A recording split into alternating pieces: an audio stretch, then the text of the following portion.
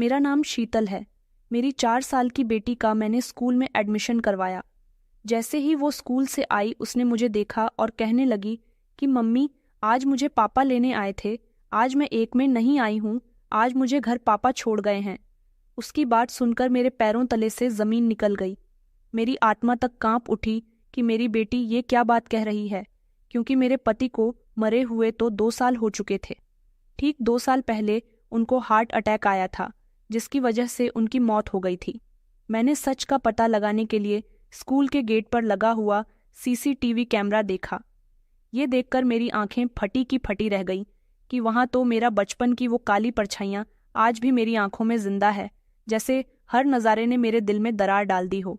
मैं कुछ भी नहीं भूल सकती। मुझे सब कुछ अच्छी तरह से याद है।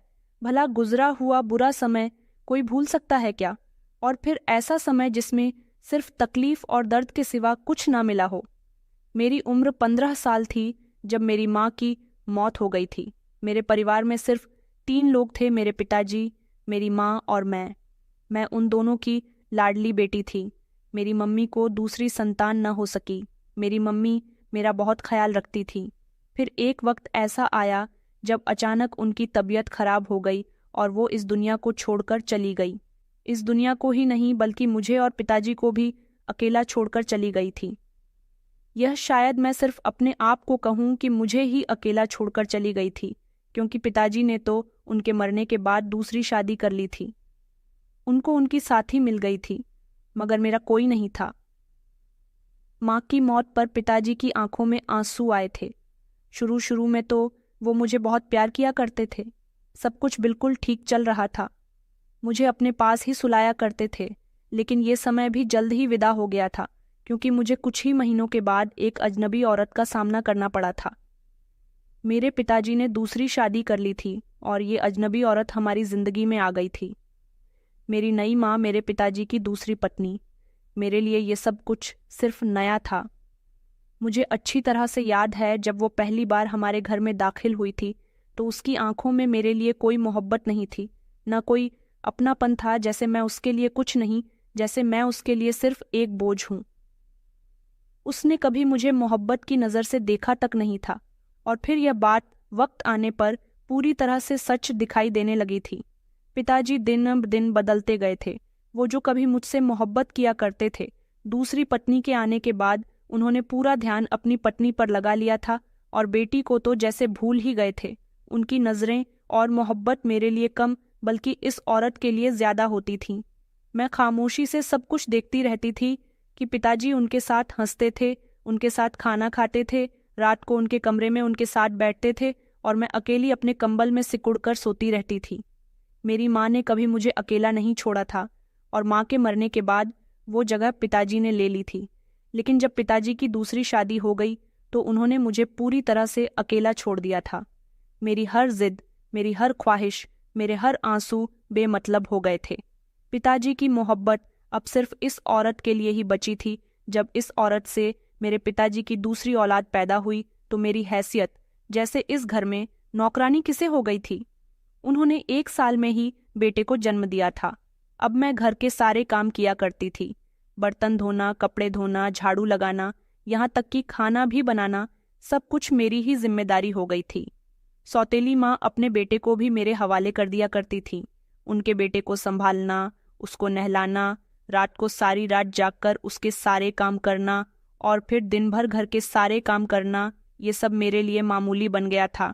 सौतेली माँ के चेहरे पर हमेशा एक अजीब सी मुस्कुराहट होती थी, लेकिन जब भी पिताजी घर में न होते वो मेरा जीना दुश्वार कर दिया करती थी। उसकी जुबान से निकलते हुए शब्द मेरे दिल पर तीर बनकर लगते थे।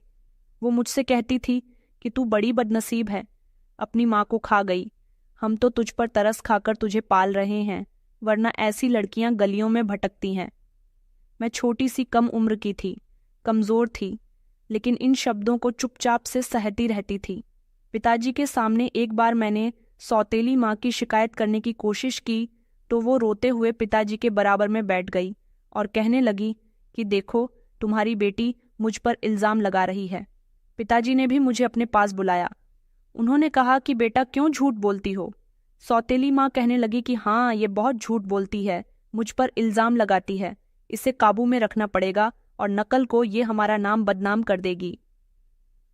उनके ज्यादा रोने पर पिताजी ने मेरे गाल पर एक जोरदार थप्पड़ मार दिया था और कहते थे कि आइंदा कभी मेरे पास अपनी माँ की शिकायत लेकर मत आना। वो तेरे साथ कितना करती है, तेरा कितना ख्याल रखती है, तेरे सारे काम करती है, तुझे माँ बनकर पाल रही है, फिर भी तू उन पर ही इल्जाम लगा रही है।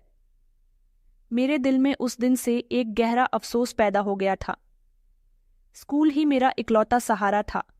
वहीं मैं कुछ घंटे सुकून से सांस लेती थी। अपने जैसी लड़कियों को हंसता हुआ देखकर मेरा दिल जलता जरूर था, लेकिन मैं अपने दिल को तसल्ली दिया करती थी कि मैं भी कुछ बन जाऊंगी। एक दिन शायद मेरी भी जिंदगी बदल जाएगी, मगर वो दिन कभी नहीं आने दिया गया था। अब मेरी उम्र 17 साल हो गई थी। एक दिन स्कूल से वापसी पर कुछ लड़के रास्ता रोककर खड़े हो गए थे। गंदी और लड़ाई झगड़े की बातें करने लगे।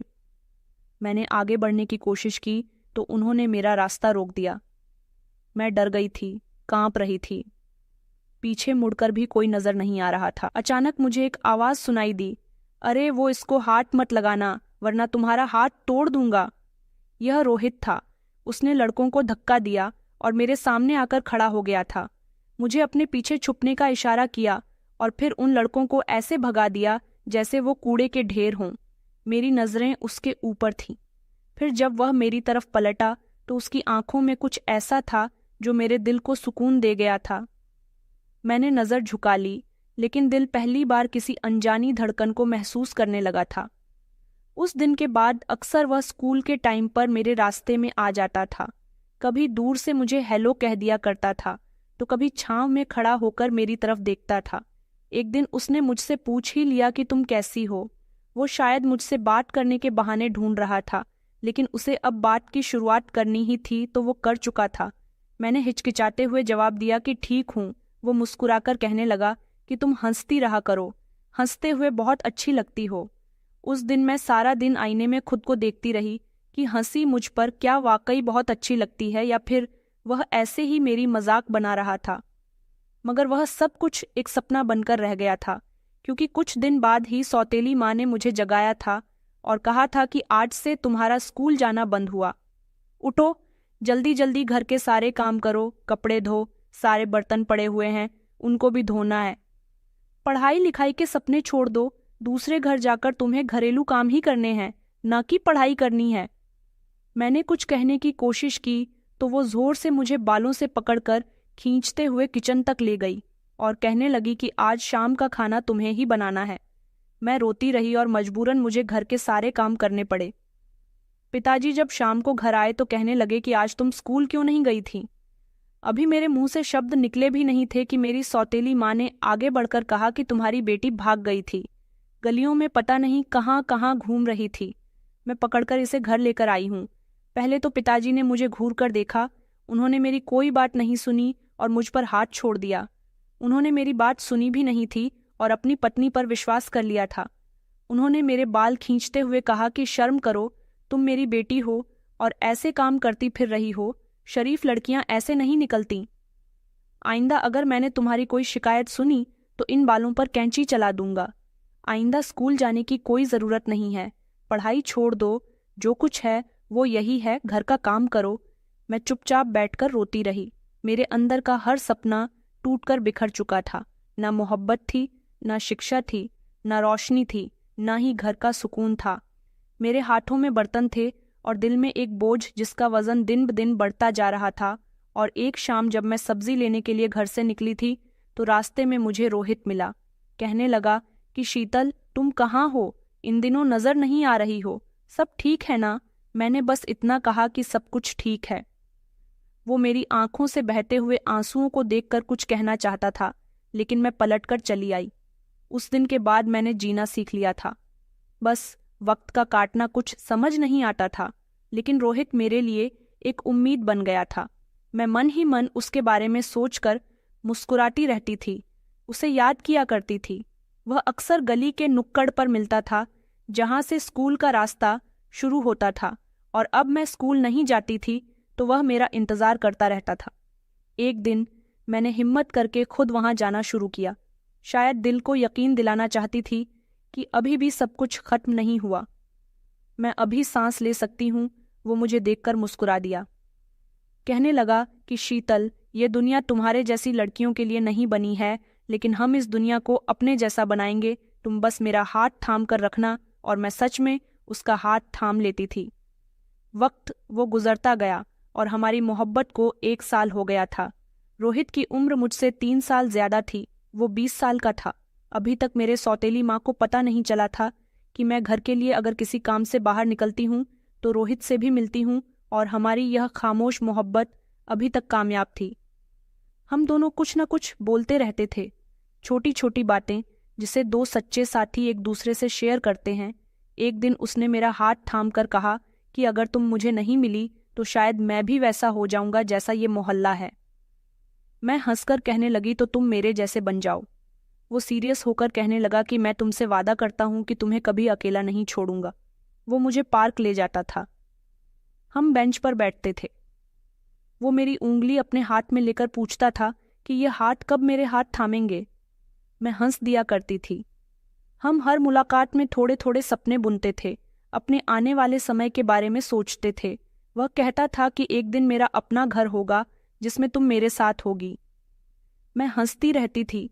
वो कहता था कि तुम इसी तरह से उस घर में हंसती रहोगी और मैं तुम्हें देखता रहूंगा। हमारा एक छोटा सा संसार होगा जिसमें हमारे अपने बच्चे होंगे। मैं हंसती रहती और कहती, और मेरे बच्चों को पढ़ाने की जिम्मेदारी मेरी ही होगी। वो कहता कि अच्छा, तो फिर खाना मैं बना लिया करूंगा। ये सब हमारे लिए, हमारे वो सपने थे जहां दुनिया का कोई डर नहीं था, कोई जहर हम तक नहीं पहुंच सकता था। एक दिन वही हुआ जिसका मुझे हमेशा डर लगा रहता था। मैं और रोहित पार्क के कोने में बैठे हुए थे। मैंने उसके कंधे पर सर रखा हुआ था और वो मुझे किसी फिल्म के हीरो की तरह बता रहा था कि कैसे वो कोई छोटा सा बिजनेस शुरू करना चाहता है। अचानक मेरे चेहरे पर एक जोरदार चांटा पड़ा और मैंने घबराकर नजर उठाकर देखा तो वो वहीं थी, मेरी सौतेली। उसकी आंखें जैसे फोन उगल रही थीं। उसने मुझे बाजू से पकड़कर खींच लिया, इतना जोर से खींचा कि मैं जमीन पर गिर गई। और वो चीखने लगी कि हमने तेरी ये परवरिश की थी कि तू सड़कों पर बैठेगी और लड़कों के साथ आवारागर्दी करेगी। तूने हमारी इज्जत मिट्टी में मिलाकर रख दी है। दफा हो जा यहां से मनहूस। रोहित ने आगे बढ़कर कुछ कहना चाहा तो मेरी सौतेली माँ ने उसे घूरकर देखा और कहा, तुम जैसे लफंगे लड़के ही ऐसी लड़कियों को बहकाते हैं। अब ये तुम्हारी है, ले जाओ इसे। हमने तो इसकी लाश को भी अपने घर की दहलीज पर नहीं आने देना। मेरे कानों में जैसे शीशा पिघलकर गिर रहा हो। मैं कांपते हुए कदमों से उनके साथ चल पड़ी थी और वो मुझे घसीटते हुए अपने साथ ले जा रही थी। रास्ते में जो जो मिला उसे आवाज देकर बताया कि देखो लोगों, हमारी इज्जत की दुश्मन देखो, गंदी नाली की पैदाइश, आवारा लड़की को देखो जिसे हमने छाव दी, जिसे सहारा दिया, जिसकी परवरिश की। अब ये हमारी बदनामी बन गई है। घर पहुंचकर उन्होंने दरवाजा बंद कर दिया और मुझे धक्का देकर अंदर फेंक दिया। पिताजी सामने सोफे पर बैठे हुए थे। सौतेली माँ कहने लगी कि बधाई हो आपको, आपकी लाडली बेटी बाहर लड़कों के साथ गुलछर्रे उड़ा रही थी। हम ही गलत थे जो हमने इसे घर में रखा। अब या तो इसे निकाल दो या हमें। पिताजी ने बिना कुछ कहे मुझे अपना चप्पल फेंक कर मारा था। फिर वो जोर से चिल्लाने लगे कि निकल जा मेरे घर से। उन्होंने कहा कि तू तो वो निकली जिसके बारे में मैंने सोचा भी नहीं था। मेरी नाक कटवा कर रख दी है। तूने निकल जा यहाँ से। मैं तेरी शक्ल भी अब नहीं देखना चाहता। मैं जमीन पर बैठी रोती रही। सौतेली माँ मेरी छोटी पकड़कर कहने लगी कि अब बता कहाँ कहाँ जाती रही है और किस किस से मिलती रही है। हमेशा पता तो चले। मैं चीखती रही, मैंने कुछ नहीं किया, मैं सिर्फ उसके साथ बातें करती थी। वो हंसकर कहने लगी कि अच्छा, तो तेरी रोज बातें होती थीं, पार्कों में लड़कों के कंधे पर सर रखकर हो रही है। लोग सही कहते हैं कि माँ नहीं होती तो बेटी बेलगाम हो जाती है। मैं रो रही थी और मेरी आंखों के सामने रोहित और उसकी माँ हमारे घर के आंगन में खड़े हुए थे। उन्हें देखकर मेरी सांसें जैसे रुक गई थीं। मैं भागकर छत पर चली गई। सौतेली माँ ने एक नज़र उन दोनों पर डाली और मुंह बनाते हुए कहने लगी, हाँ तू बहन, सब खैर है। आज हमारी दहलीज कैसे याद आ गई। रोहित की माँ ने धीरे से कहा कि बहन, मैं रोहित की माँ हूँ, ये मेरा बेटा है। रोहित, मैं इसका रिश्ता तुम्हारी बेटी के लिए लेकर आई हूँ। अगर ठीक समझो तो बात आगे बढ़ाते हैं। मैं खुश थी कि रोहित ने हिम्मत दिखाई और वह फौरन ही अपनी माँ के साथ मेरे घर रिश्ता लेकर आ गया था। अभी रोहित की माँ के शब्द पूरे नहीं हुए थे कि मेरी सौतेली माँ हंसने लगी। ओहो, कमाल की बात है, रिश्ता वो भी ये सावारा लड़की के साथ जिसे हमने कितनी बार पार्क में रंगे हाथों पकड़ा है। रोहित की माँ के माथे पर बल आ गए थे। उन्होंने कहा कि बहन, तुम बात को गलत समझ रही हो। मेरे बेटे की नीयत साफ है। उसने मुझे सब कुछ बता दिया। उसने मुझसे खुद कहा है कि वो शीतल के साथ इज्जत से रहना चाहता है, उसे अपनाना चाहता है। सौतेली माँ के शब्द बहुत कड़वे थे। आगे उन्होंने कहा कि देखो, हम शरीफ लोग हैं। तुम्हारा बेटा तो हर रोज हमारे घर के दरवाजे के बाहर मंडराता रहता है। रोहित ने नजर उठाकर देखा और कहा कि आंटी, मैं शीतल से मोहब्बत करता हूँ। हम दोनों एक दूसरे से राजी हैं, बस आपकी मर्जी चाहिए। सौतेली माँ ने फौरन झटक कर कहा कि बकवास बंद करो अपनी। तुम जैसे लड़के मोहब्बत नहीं करते, लड़कियों को बहकाते हो, उनकी मासूमियत का फायदा उठाते हो। शीतल तो भोली है, तुमने उसे अपने जाल में फंसाया। रोहित की माँ ने फिर से एक बार नरम शब्दों में कहा कि बहन जी, हमारी नीयत बुरी होती तो हम रिश्ता लेकर नहीं आते। तभी पिताजी की आवाज गूंजी। उन्होंने कहा कि बस बहुत हो गया, बहुत सुन लिया, निकल जाओ मेरे घर से। मैं अपनी बेटी की शादी किसी आवारा लड़के के साथ नहीं करवाऊंगा। मैं जो छत पर खड़ी हुई थी, मेरे हाथ कांपने लगे, दिल जैसे धड़कना भूल गया था। सौतेली माँ की आवाज फिर से गूंजने लगी। उन्होंने कहा, और सुनो, अगर दोबारा इस लड़के का साया भी शीतल पर पड़ा तो हम इसे पुलिस के हवाले कर देंगे। रोहित ने मेरी तरफ एक नज़र डाली। मेरी आंखों में आंसू भरे हुए थे।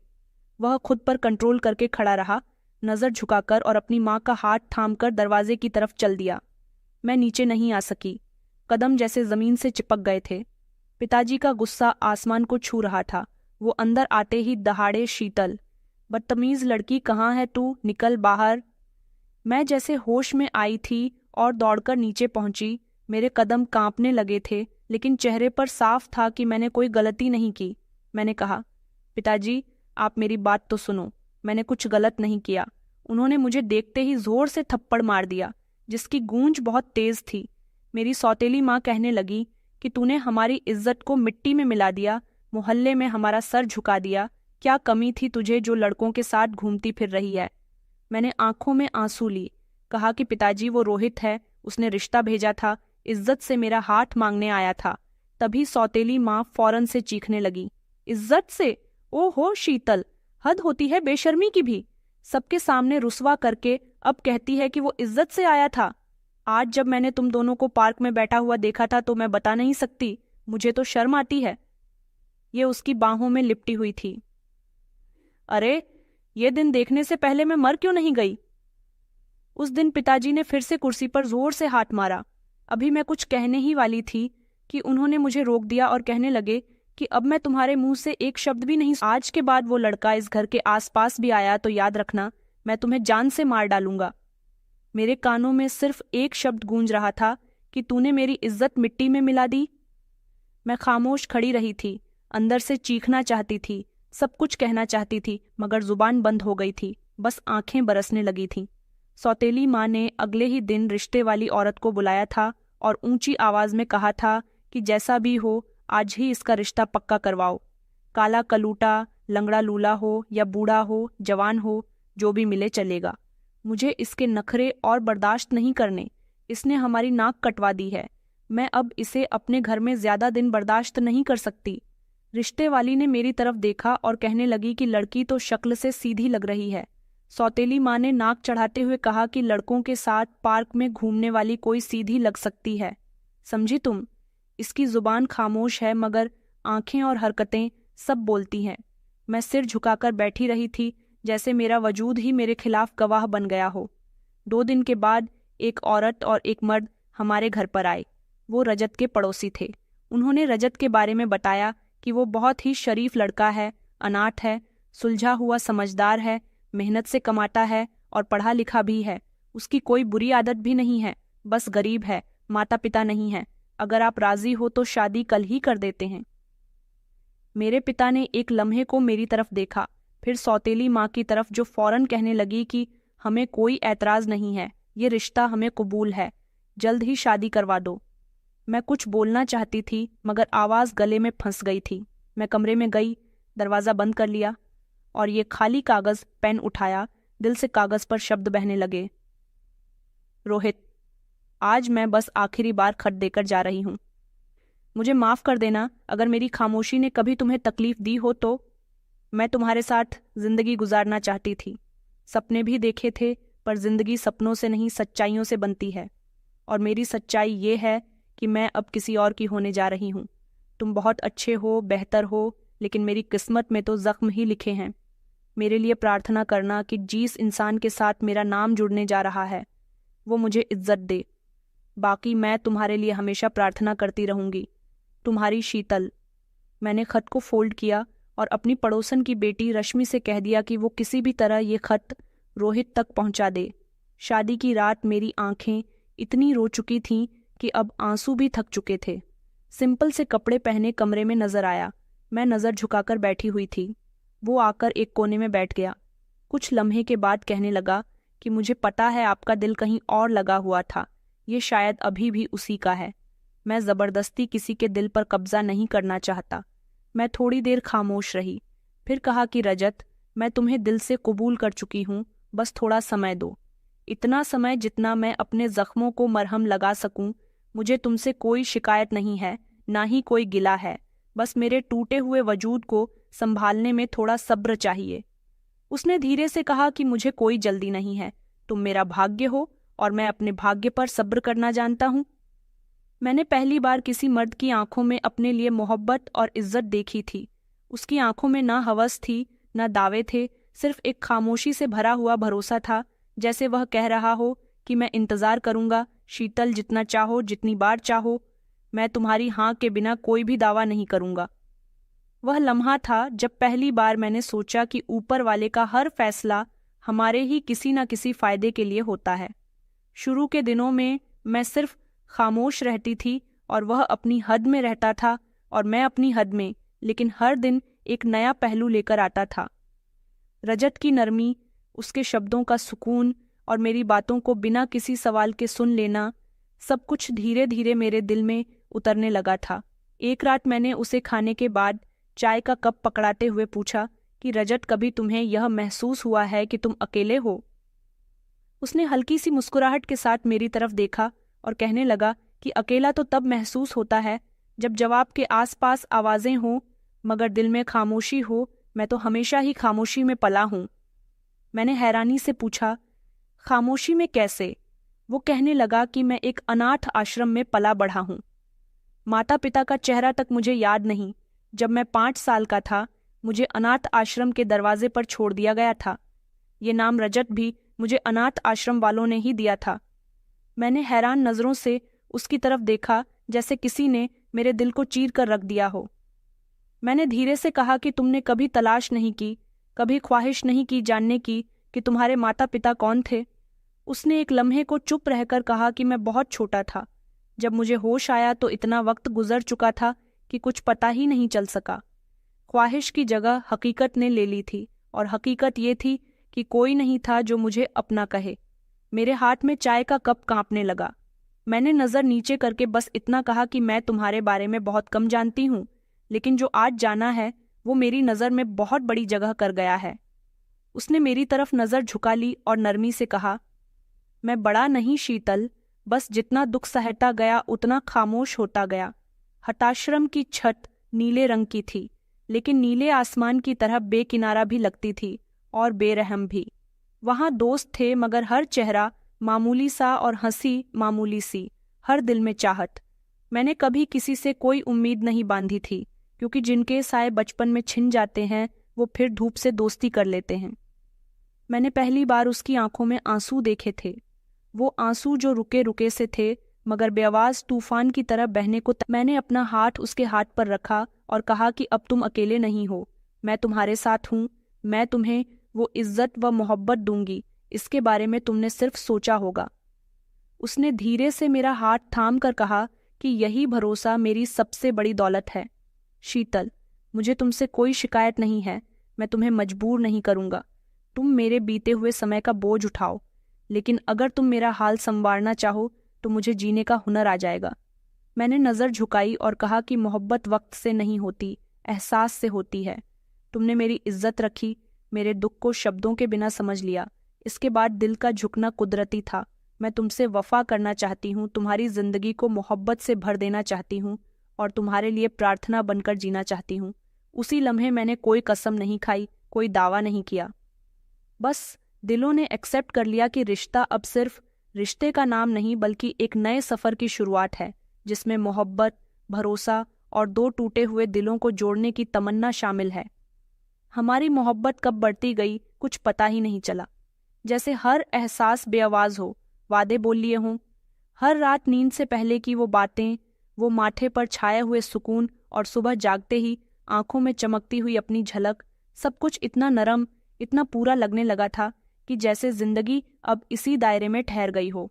और फिर अगले ही महीने वो खुशी आई जिसने मेरे अंदर नई जिंदगी की महक डाल दी थी। मैं प्रेग्नेंट थी। ये खबर जैसे ही मेरे अंदर एक सन्नाटे को खुशियों से भर गई थी। रजत ने सुना तो वो लम्हे भर को खामोश रहा और फिर मेरी गोद में सिर रखकर बस इतना कहा। मेरे अंदर तो जैसे सांसें रुक गई थीं, खुशी से, डर से, यकीन से। उसने कहा कि शीतल, मैं अब सिर्फ तुमसे नहीं तुम दोनों से प्यार करता हूं। उन दिनों वो मुझे कहीं नहीं जाने देता था। काम पर भी जाता था तो बार बार फोन करके पूछता रहता था कि कुछ खाया या नहीं, सांस तो सही से आ रही है ना। मैं हंसती थी तो वो कहता था कि मेरा बेटा हंसने वाली माँ से जन्म लेगा, रोने वाली माँ से नहीं। मैं कहती थी बेटी होगी या बेटा। वह हंसता था और कहता था कि जो भी होगा तुम पर ही जाना चाहिए, क्योंकि तुम उसकी माँ हो, बस यही मेरे गर्व के लिए काफ़ी है। 9वें महीने में जब मुझे अस्पताल ले जाया गया तो वह मेरे साथ बैठा रहा, मेरी उंगलियां थामे बार बार मेरे लिए प्रार्थना करता रहा। कहने लगा कि पता है शीतल, आज पहली बार डर लग रहा है। ऐसा लगा जैसे कुछ खो न दूं। तुम दोनों की सलामती के लिए प्रार्थना कर रहा हूं, बस तुम सलामत रहना। और फिर वो लम्हा आ गया जब मेरी बेटी मेरी छाती से लगकर सांस ले रही थी और रजत की आंखों से लगातार आंसू बह रहे थे। उसने मेरे माथे को चूम कर कहा कि ये लम्हा बहुत ही यादगार है। मैं इसे हमेशा याद रखूंगा शीतल। मुझे लगता है कि मैं आज पूरा हो गया हूँ। सब कुछ ठीक था। जिंदगी एक मोहब्बत भरे दायरे में घूम रही थी और उस दायरे में हम दोनों के सपने भी थे। फिर अचानक एक रात उसके सीने में दर्द उठा। उसने सीने पर हाथ रखकर कहा कि शीतल, दिल में जैसे कुछ चुभ रहा है। अंदर यह सुनकर मेरे होश उड़ गए। मैं उसको फौरन अस्पताल लेकर गई। सारे रास्ते वो मेरा हाथ थाम कर कहता रहा कि मेरी बेटी का ख्याल रखना शीतल, वो तुम्हारी तरह मजबूत बने, तुम्हारी तरह आंखों में दुनिया समेटे, मेरा इंतजार मत करना। मैं रोती रही, चीखती रही, लेकिन उसका हाथ हथेली से फिसल गया और फिर एक ऐसी खामोशी छा गई जो मेरे वजूद में उतर गई थी, जो शायद सारी जिंदगी खत्म ना हो सकेगी। अस्पताल के सफ़ेद बिस्तर पर उसका वजूद बेजान पड़ा हुआ था, मगर उसकी गिरफ्त मेरे दिल पर अभी भी वैसी ही सख्त थी। कुछ ही दिन गुजरे थे। अभी मेरे आंसू सूखे भी नहीं थे कि फ़ोन बजा और सौतेली माँ की आवाज़ सुनाई दी। उन्होंने कहा कि सुना है तेरा पति मर गया, अब यहाँ वापस आने के सपने मत देखना, हमने तुझे विदा करके अपना फ़र्ज पूरा कर दिया था। अब तू जाने और तेरी औलाद, हमें अपना मुंह मत दिखाना। मैं खामोश रही और दिल में सोचा कि मैं वापस क्यों जाऊंगी, वहाँ मेरे लिए बचा ही क्या है, जहाँ सिर्फ मेरे लिए इल्ज़ाम ही इल्ज़ाम है और कुछ भी नहीं। मैं अपनी बेटी को सीने से लगाकर सोचती रही कि अब जिंदगी मुझे कहाँ ले जाएगी, लेकिन इतना तय था कि मैं रजत की बेटी को औरत बनाऊंगी, जो किसी के सामने झुककर नहीं, आंख में आंख डालकर बात करेगी। एक बेटी को सीने से लगाए मैं अपनी आंखों के सामने अपनी दुनिया को बिखरते हुए देखती रही। शुरू के दिनों में कुछ भी नहीं समझ आता था, न खाने की फिक्र होती थी न पहनने की। बस अपनी बेटी नेहा को गोद में लेकर रजत की आखिरी बातें करती रहती थीं कि मेरी बेटी तुम्हारी तरह मजबूत बने। मैं खुद से बार बार कहती थी कि अब मेरी बेटी कमज़ोर नहीं पड़ सकती। शीतल, ये बच्ची तुम्हें टूटते हुए नहीं देख सकती। फिर समय के साथ मैंने खुद को संभाल लिया था, कपड़े को धोने शुरू कर दिए थे, खाना बनाना भी शुरू कर दिया था। बेटी गोद में होती थी और दिल में दर्द लेकर मैंने हर दरवाज़ा खटखटाया और लोगों से सीखा। पुरानी सिलाई मशीन खरीदी और मोहल्ले की औरतों से कहा कि अपने बच्चों के कपड़े मेरे पास सिलवा लिया करो, मैं कम पैसे ले लूँगी और काम भी अच्छा करूँगी। शुरू में 1-2 औरतें आईं, किसी ने दुपट्टा दिया, किसी ने साड़ी का पेटीकोट सिलने के लिए दिया, तो किसी ने ब्लाउज कहा कि शीतल बहन, आपकी सिलाई बड़ी साफ है। मैं खामोशी से काम करती थी। वक्त का पहिया इसी तरह से चल रहा था। दिन रात सिलाई की। मुझे तो मौसम का भी पता नहीं चलता था। बस मशीन की सुई में उलझे हुए सपनों के साथ 4 साल बीत गए थे। नेहा 4 साल की हो गई थी। मैंने दिल मजबूत करके उसका एडमिशन करीब के ही स्कूल में करवा दिया था। एडमिशन फॉर्म भरते हुए नाम लिखा तो हाथ कांप गए। पिता की जगह पर नाम लिखते हुए आंखों के सामने आखिरी नजारा घूम गया। उसका कांपता हुआ हाथ और वो आखिरी शब्द कि मेरी बेटी तुम्हारी तरह मजबूत बनेगी। मैंने आंसू पोंछे, फॉर्म जमा किया और नेहा का छोटा सा हाथ पकड़कर उसे स्कूल के गेट पर खड़ा कर दिया था। वह मेरी तरफ देखकर कहने लगी कि मम्मी, मैं रोज स्कूल जाऊंगी ना?